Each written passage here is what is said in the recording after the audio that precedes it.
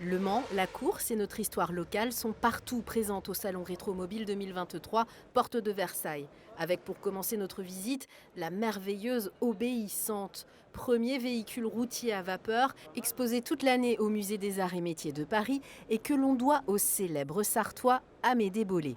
Et donc Amédée Bollé a conçu l'Obéissante au début des années 1870 et il a mis 1 an à concevoir ce véhicule qu'il a fait breveter en 1873 au Mans. Il pouvait atteindre 40 km/h, il avait une vitesse de croisière disons aux alentours de 30 km/h. Sachant qu'il fait 4 tonnes 8, ce qui est conséquent. C'est un véhicule qui a notamment fait son trajet inaugural du Mans à Paris.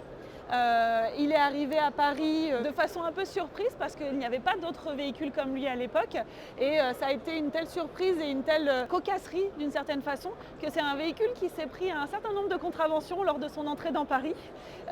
Contraventions qui ont pu par la suite être transformées suite à une sorte d'opération séduction auprès du préfet de Paris qui est monté dans le véhicule et tout ça s'est réglé à l'amiable par la suite. L'histoire retiendra le chiffre de 75 contraventions pour ce voyage inaugural. Direction le stand de l'ACO où notre regard se pose sur la Chenare Walker, victorieuse des toutes premières 24 heures du Mans en 1923.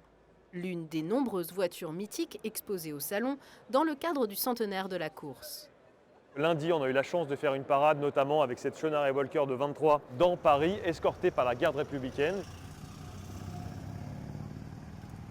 C'est pas vous que je vais l'apprendre, Le Mans a toujours été une épreuve mythique, une épreuve dure, une épreuve où les constructeurs, quelle que soit leur taille, et même les artisans sont venus tester des nouvelles technologies.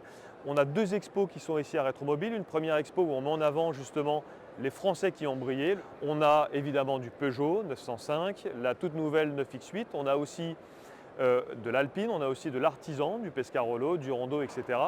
Et dans le hall 2, on a également une deuxième expo sur l'innovation du Mans. Alors j'ai été moi-même à une époque manceau, j'ai habité dans le centre-ville du Mans et travaillé à l'époque pour Luc Alphand qui était installé au Technoparc. Donc effectivement je garde un excellent souvenir du Mans, je suis passionné de l'épreuve.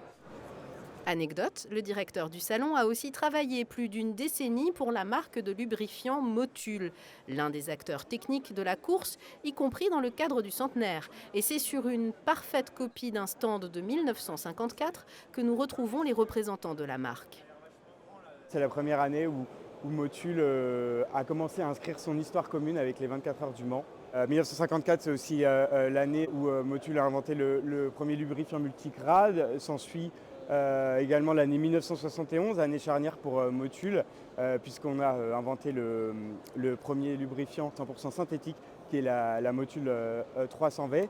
Et en fait, qu'est-ce qui nous lie avec Le Mans? C'est l'innovation justement au fil de ces années, puisque la course du Mans, l'endurance a toujours été pour Motul, pour la marque Motul, en fait, un laboratoire à ciel ouvert. Des marques mais aussi des associations de passionnés comme le 205 GTI Club de France qui fête les 40 ans de la 205 en juillet 2023, notamment chez les concessionnaires de l'Ouest et ils sont au salon Rétromobile pour le faire savoir. On a les concessions Clara qui nous font dans toutes leurs concessions des animations. Des particuliers sont invités à venir donc, en concession avec leur 205 pour partager la passion avec des gens, nous, du club. Le 205 GTI Club de France sera présent dans quelques concessions. Enfin, l'histoire est en marche avec cette classe d'élèves en CAP et Bac Pro maintenance des véhicules, lycée professionnel Jean-Albert Grégoire de Soyaux, près d'Angoulême. 2 jambes, les 2 jambes, tu glisses en dessous, voilà, maintenant tu te lèves. François Granet, responsable communication mission H24 de l'ACO, partage sa passion pour les mobilités de demain avec ses futurs mécaniciens.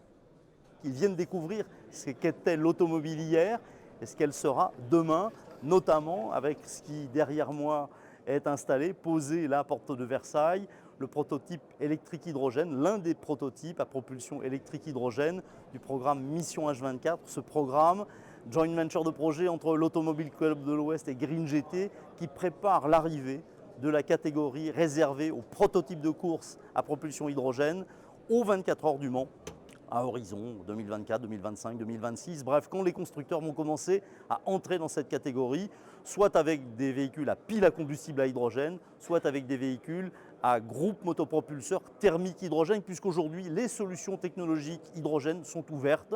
C'est l'occasion ici à Rétromobile de montrer que les 24 heures du Mans ne s'arrêtent jamais de promouvoir les technologies de rupture pour faire avancer non seulement le monde de l'automobile et des mobilités, mais aussi la société en général.